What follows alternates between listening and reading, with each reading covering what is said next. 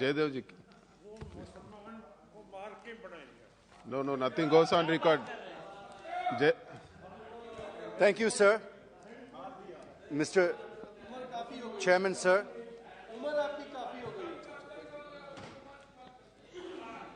Thank you, sir. Chairman, sir, I rise to support the additional expenditure the Honourable Finance Minister is seeking from the House through the first batch of supplementary demand for grants for 2022-23, and also the demands for excess grants for 2019-20. Sir, I will be brief and crisp since time given to me is very little. Sir, let me start with the issues of my state of Andhra Pradesh first. First is the issue that has been going on for the last 3 years, sir. The farmers of 29 villages who have given 33,000 acres of fertile agricultural land for the development of the capital city of Amaravati have been on a non-stop protest since December 2019, fighting to ensure that Amaravati is made the sole capital of the state and to ensure that the promises made by them by the Government of India are fulfilled. In a few days from now, that is on the 18th of December 2022, we are going to mark 3 years of protest. There has never before been such a long protest by farmers for their rights in the country, sir. I appeal to the Honourable Prime Minister, through the Honourable Finance Minister, to announce that Amaravati will remain the capital of AP. I also request her to provide the funds for the development of Amaravati, as all the development projects are at a standstill. Secondly, sir, I come to Polavaram, the lifeline of Andhra Pradesh, sir. The completion of the project will turn our state into a lush green state, full of crops, and also meet the drinking water requirements of the entire state. Therefore, I urge the Honourable Finance Minister to approve the revised cost estimate amount of 55,548 crores as recommended by the TAC, which includes the cost for land acquisition and R&R for the people displaced due to the project. Finally, through you, sir, I request the Honourable Finance Minister to release the funds for the 18 commitments mentioned in the AP Reorganization Act. Through you, sir, I would like to remind the government that this is the final budget that is going to be presented before the 10-year deadline that is mentioned in the AP Reorganization Act comes to a close. And therefore, all of the commitments legally and through the act made by this House should be completed in full by 2020. So the next budget is extremely important for us. And therefore, I request the Honourable Finance Minister to start releasing funds to ensure that all the promises made in the Act to the 5 crore people of Andhra Pradesh are fulfilled in full. Sir, I now come to the supplementary demand for grants and the demand for excess grants. Firstly, rupees 1.09 lakh crores the FM has sought for fertilizer subsidy to farmers. This increase in fertilizer subsidy is primarily due to geopolitical reasons and logistics issues that have arisen due to the Russia-Ukraine crisis. Both are major suppliers of fertilizer to India, and the war between them has disrupted the flow of fertilizers. This demand is also justified since it is meant for farmers.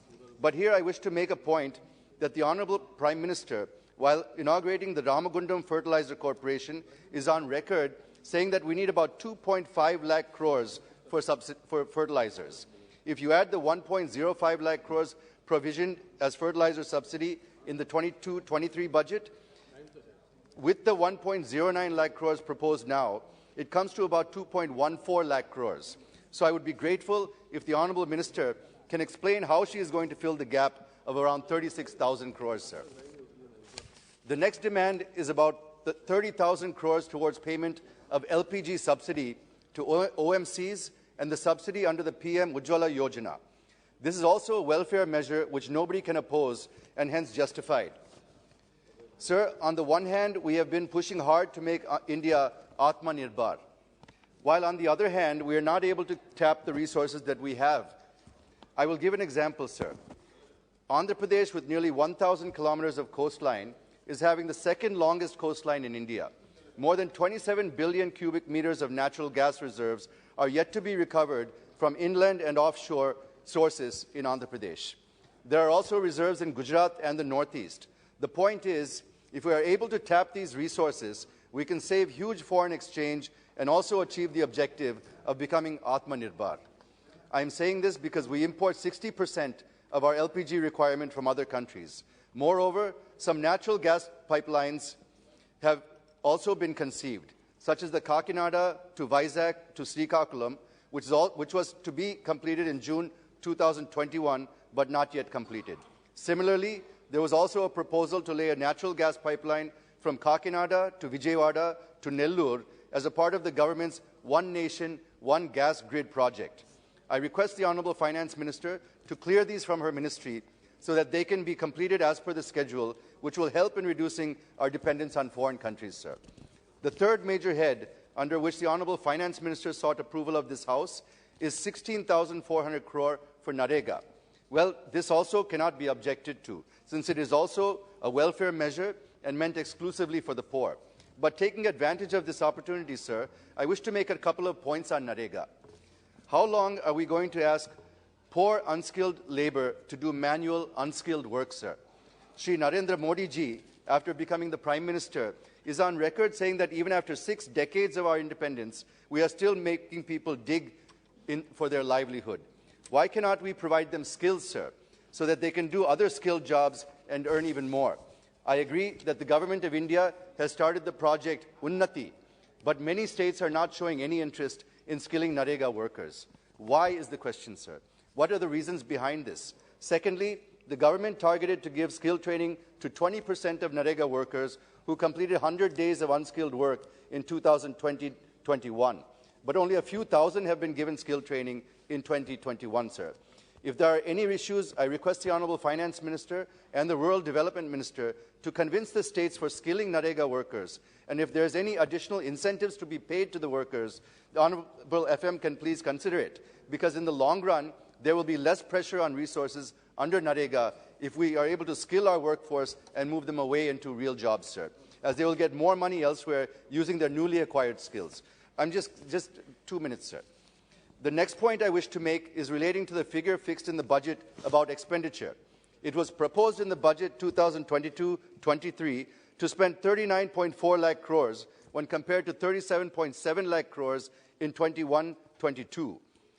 But if one looks at the expenditure in the first 3 quarters and anticipated expenditure in the last quarter of this fiscal, there's every likelihood of crossing the budgeted figures.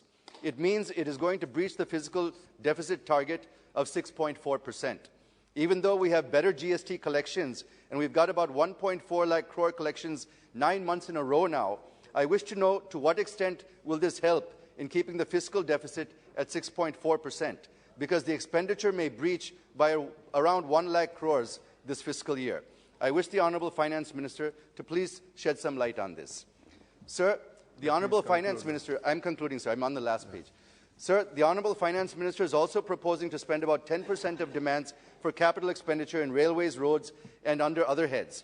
Here I wish to point out, and I'm sure the Honourable Finance Minister will also agree with me, that the pace of public capex has come down. I'll just finish in a minute, sir. If one looks at the budget papers, it was proposed to spend 35% higher, which was about 3% of GDP, at 7.5 lakh crores as capital expenditure for 2022-23. But public capex is not picking up. I wish to know the reasons behind this from the Honourable Minister.